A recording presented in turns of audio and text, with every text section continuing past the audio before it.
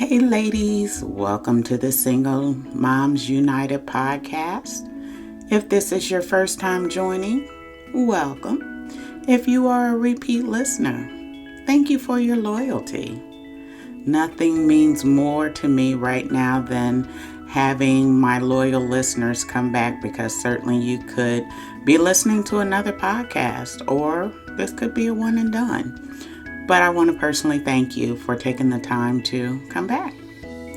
Today I want to talk about feelings, emotions, and some of the feelings and emotions you're going to encounter as a single mom, and how to embrace those emotions and those feelings.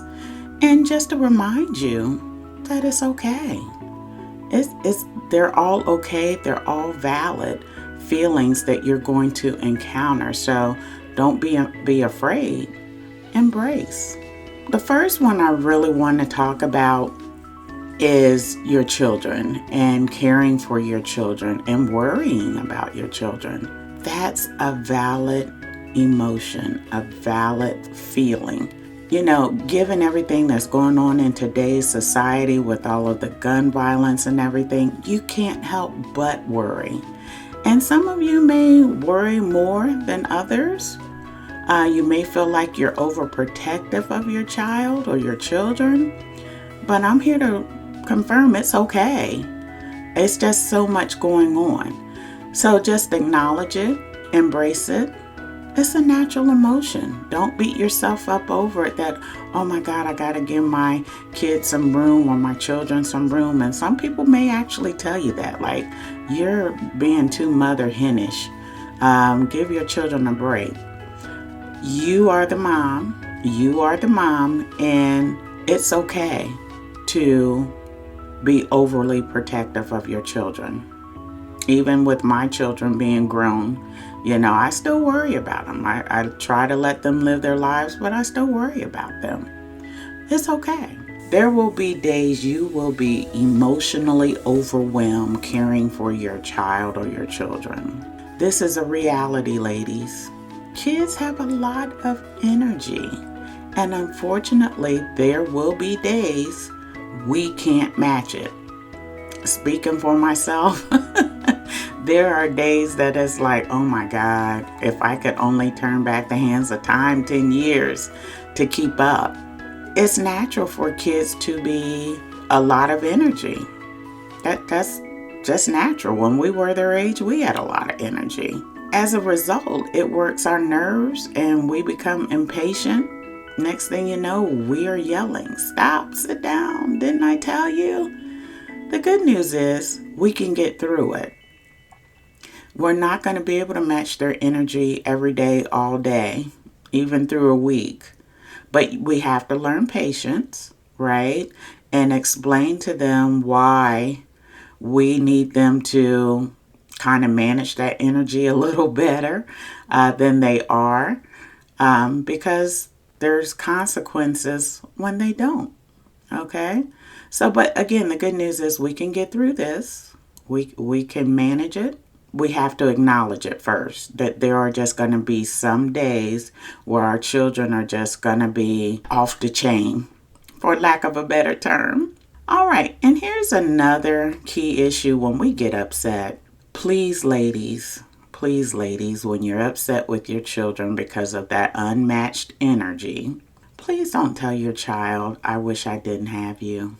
Ladies, this phrase is not okay at any time, anywhere, at all, because it's going to leave a lasting emotional scar that will never heal and will impact their future relationships. What just happened is you took their self-esteem away. How do you stay motivated through life knowing your mom just told you she wished she never had you? That's not okay, ladies. Not okay. If you have to vent, if you're upset at your child, and you will get upset at your child or your children, learn to walk away. Walk away. Go to another room. Go to the bathroom. Go outside. Call somebody.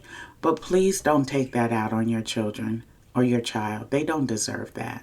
Another thing to consider, and that will kind of ponder or work your nerves, is the little smaller children. When they learn to talk, they become very inquisitive, which make you want to know who invented the word why. I know with my son, oh my goodness, it drove me crazy. It just seemed like everything I would say, why? Okay, it's raining outside. Why? The sun is shining outside. Why? And I'm like, oh my gosh. Now, of course, I'm being a little overly animated with that. But it did seem like everything I would say, his response would be, why? And of course, during this time, we didn't have today's technology where we could Google it or ask Amazon about specific questions or get clarifications on things, right? My answer to him was, okay, why don't we go have a bite to eat? So I would divert from his questions or the excessive whys, and it appeared to work for the moment. Given today's age, ladies, this really starts with us as it relates to teaching our children. We shouldn't wait for school or another educational outlet to do our job. In reality, when they do have these inquisitive moments, that's your opportunity to embrace that and say, oh my God, my child is coming to me and wants me to answer these questions. That your child is coming to you to answer those questions, right? Putting us up on a pedestal. Let's absorb that. Let's take advantage of that. And now you do have artificial intelligence and Google where you can go out and look these things up. You don't know everything, and that's okay. But now you have the resources, you have the channels to go out and respond to your child or your children's questions. So take advantage of that. This is your time to highlight your knowledge and get more knowledge. How about that? One thing I don't think our children realize is we put their wants before our needs. I know I did all the time. I knew I needed a new pair of shoes for work. But if the child or my son or my daughter are like, well, can I have this toy? Or can we go out for pizza? Or can we go to the movies? Or can we go to a fun center? And I was like, oh, okay. Well, I'll get the shoes next week. But for me, I was doing it out of guilt because the absence of their father, and he just wasn't present in their lives. So I found myself overcompensating for his absence. And so that's why I would say, yeah, I'm going to put me on the back burner. Another scenario is, in which I've heard of, some single moms made sure their kids ate. And there wasn't always enough for everybody. So they would eat a bag of potato chips while they gave the children a main meal. And that's real life, ladies. That's real life. And it's okay because we really should put our children before us. And there's an old saying, they didn't ask to be here. So we should do our level best to make sure that they are taken care of. Now, there will be days you don't feel like you are being the best mother. Yeah, those days will come throughout life. No matter the sacrifices you make, that feeling will occur. The good news is it's only momentarily. You acknowledge this is only a feeling and it'll go away. It'll leave. We don't have to sit and waddle in it, if you will. So you have to remind yourself, I am doing my best, because this is the key to success, is encouraging you, single mom, encouraging yourself. Because there are times you're going to try to call someone on those rough days and they're not going to be available. So you need to go look in the mirror and say, you know what, I can do this. I can get through this. And I have those conversations with myself all the time. Because there are going to be some tough days. There are going to be days I can't reach out to someone for that encouragement. So I have to do it myself. And then finally, ladies, there is no perfect mother. We are all imperfect. The good news is our children think mom can do no wrong. And that's fantastic. So while we do and try to do our level best, we don't always make the right decisions. I know I didn't. And as a result of those wrong decisions, it results in our children viewing us negatively, and they don't understand why they're experiencing that emotion. So, for instance, and I'm not talking about anybody, I'm not even talking about myself here. A single mom receives a disconnect notice because the light bill hasn't been paid, but yet chooses to take that money and go out and get her hair done or her nails done. Again, knowing that final disconnection notice just came in. Now you and the kids are sitting in the dark looking cute. And the kids are looking like, why didn't you pay the bill? Because remember, kids are very smart. They know good decisions and bad decisions. And you're accountable for that, for your decisions you make, and accountable for what they see. So you have to be careful, ladies, of what you allow your children to see, the decisions you make, and not just to that level, but relationships, who you allow in your home. I talked about that in my last episode.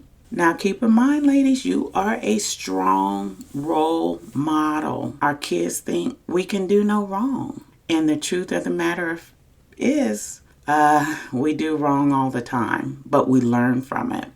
And that's the key takeaway here. We learn from it so that we don't allow it to happen again. All right, ladies. I hope you enjoyed today's episode of How You Feeling? Your emotions, getting those under control, because you are going to have those days. Just know that it's okay and learn from it. If you found value in today's episode, please tell another single mom.